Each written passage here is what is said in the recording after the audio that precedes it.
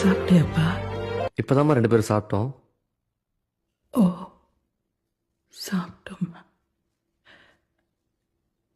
ஞாபகமே இல்லை. சாப்பிட்டியாப்பா? இப்போதான் நம்ம 2 பேரும் சாப்பிட்டோம். அன்னையில எங்க அம்மா என்கிட்ட சாப்பிட்டியான தர வேற எதுவுமே கேட்டதில்லை. ஆனா திடீர்னு ஒரு நாள் சாப்பிட்டியான தர வேற ஒன்று கேட்டேன். தம்பி, உன் பேர் என்னப்பா? எங்க அம்மாக்கு யாருன்னு தெரியல. அடுத்த 6 மாசத்துல அவங்களும் என்னை விட்டு போயிட்டாங்க. ஒரு கட்டத்துல யாருக்காக வாழ்றோம்னு தோணுச்சு. செத்தரலான்னு முடிவு பண்ணேன். அன்னைக்கு என்னால அந்த வலியை தாங்க முடியல. ரொம்ப வலிச்சுது.